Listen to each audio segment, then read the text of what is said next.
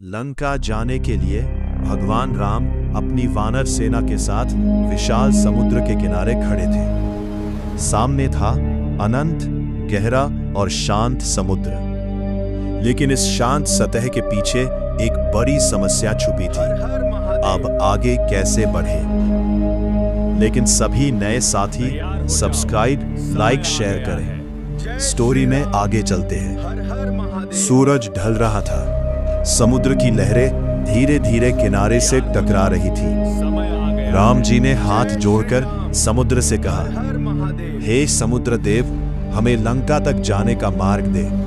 हम धर्म के लिए युद्ध कर रहे हैं। वानर सेना आशा से उनकी ओर देख रही थी। सबको लगा समुद्र तुरंत रास्ता दे देगा, लेकिन समुद्र बिल्कुल शांत रहा।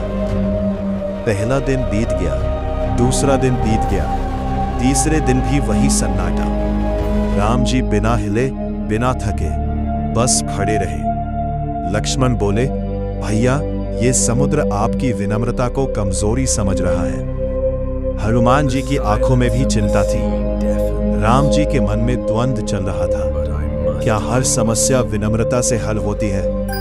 क्या हर कोई प्रेम की भाषा समझता है? समुद्र की लहरें अब भी वैसी ही थी, जैसे कुछ हुआ ही ना हो। अचानक राम जी की आंखों में बदलाव आया। उन्होंने धीरे से कहा, अब बहुत हो गया। हवा तेज चलने लगी, आसमान काला होने लगा। जब प्रेम से बात ना बने तो शक्ति दिखानी पड़ती है। राम जी ने अपना धनुष उठाया, बाण चढ़ाया। जैसे ही उन्होंने लक्ष्य साधा, धरती कांप उठी।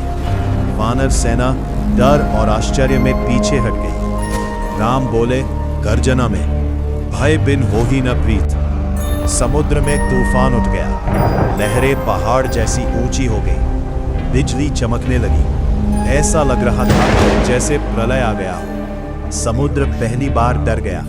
अचानक समुद्र के बीच से प्रकाश निकला और समुद्र देव प्रकट हुए। वो प्रणाम कर राम जी के सामने झुक गए।